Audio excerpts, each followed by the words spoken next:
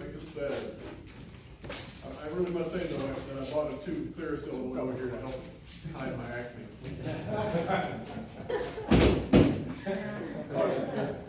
Here to evaluate our first speaker, Michelle Tucker, we have Tim Taylor. Right.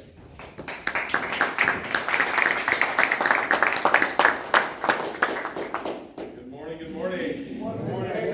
Sean, the returning member. Great job, Sean. I really loved it. Beer is something that we all grew up with. Whether you grew up in the South like I did, or the North, or the West, or the East, you grew up with it. You had a great subject. I enjoyed the beginning of your talk. It was very good. Your enunciation was very good as you talked. You did really well with that. Love some of your quotes. Elon Musk going to the moon. It was like something going. It was like whiskey going through gray matter. I read somewhere when you drink whiskey, in 7 seconds it's in your bloodstream. Wow. Right through your stomach. 7 seconds. So that's why I drink beer. But you said alcohol was the social lubricant for the melting pot. I like that. And when I was a kid, my dad drank so much beer. He always said beer was medicine. That was really helpful. And I remember once I got sick as a child, my mom said I got to drink some medicine. I was waiting on the Budweiser.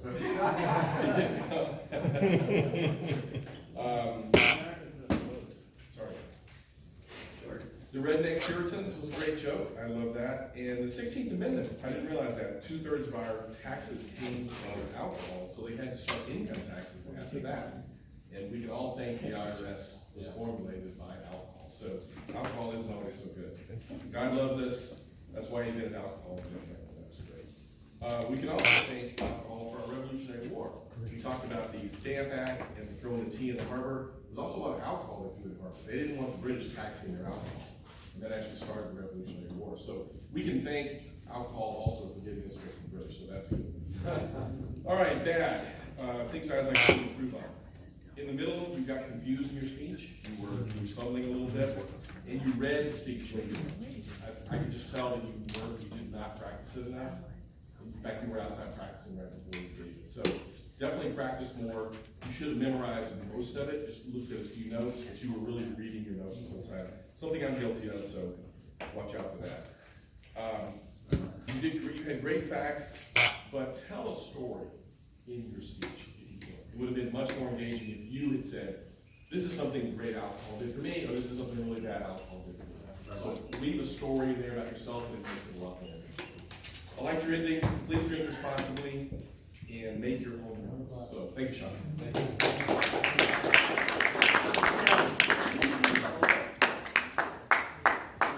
Next is Toastmaster Tim Linker to evaluate Toastmaster Tim Collinger. Getting all Good morning. Karen said he paid, but the sign. Good morning. Good morning. Hey, for me?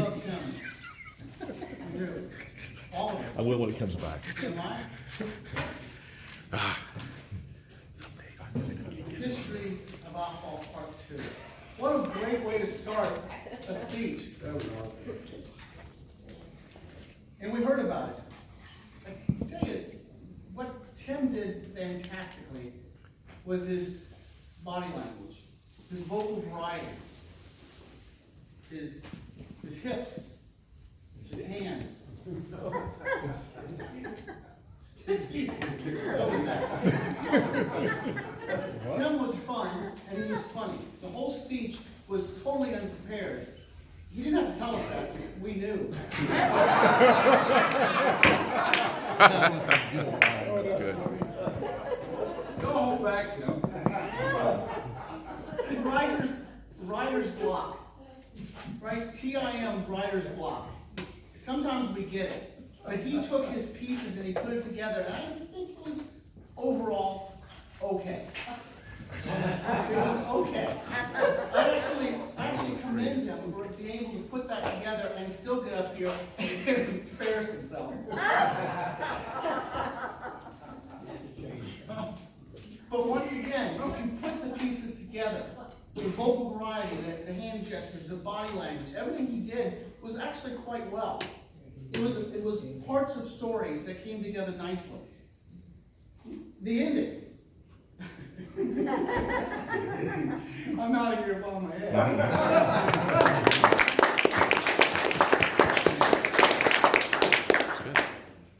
Next, we have Toastmaster Lonnie Fowler evaluating Toastmaster Linda Miller.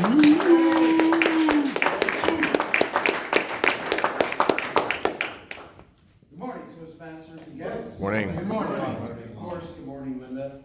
I'm no Tim, but I do know a thing or two about hips. I got a new one just recently.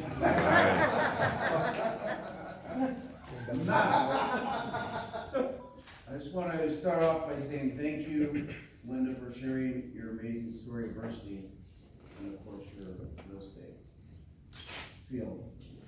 You did an amazing job of painting vivid pictures on your original successes.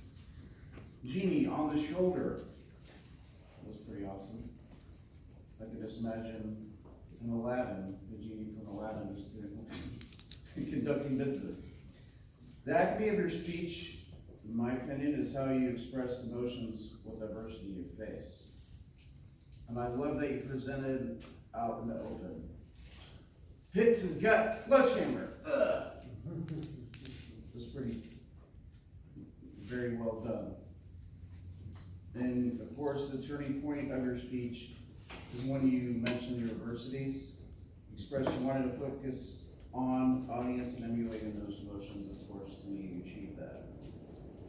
Now, the things to work on, you did have props up here, but I noticed you did not use them whatsoever. So if you're going to use props, at least try to incorporate your speech.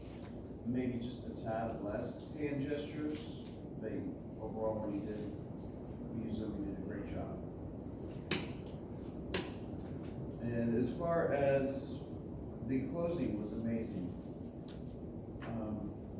Great transitions, lessons learned, and of course you mentioned gratefulness at the beginning, and then of course you close with that. So just keep it up. I'll look forward to your next speech. Thank you.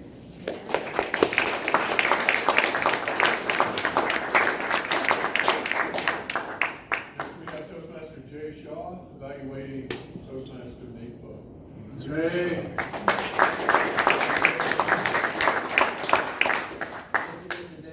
And good morning, Toastmasters.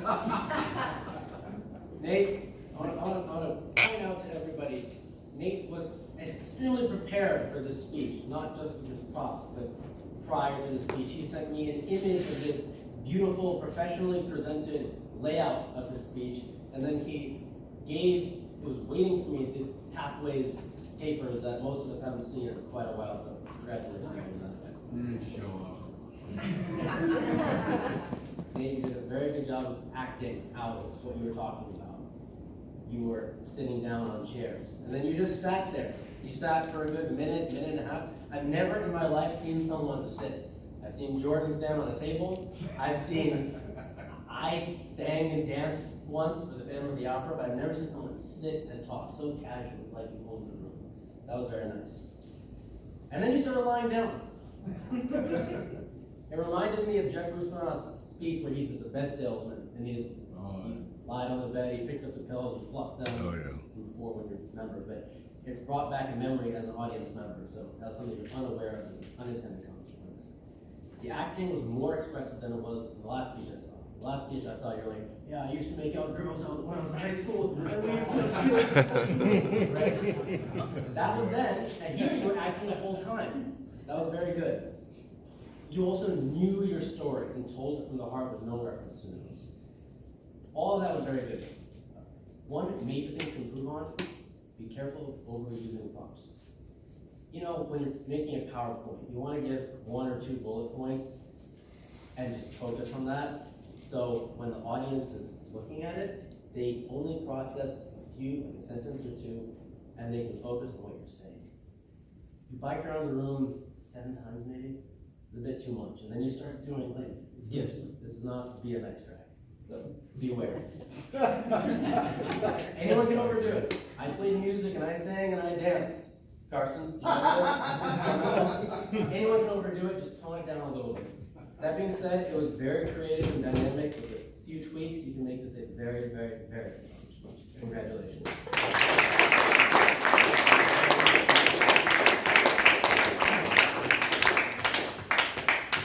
Timer, did they all qualify? Unfortunately, Tim Taylor did not qualify. It's all right. You wouldn't have won anyway. I wouldn't, that's exactly right. Evaluators that did qualify. Stand up. He actually did pretty good. He did pretty good. Evaluator number one, Tim Linger. Let your hands linger. Evaluator number two, Lonnie Fowler. Evaluator number three, Jay Shaw. Somebody. Somebody, come on. At least one, you'd think All that sit Nate. down except for evaluator number three, Jay Shaw. Jay.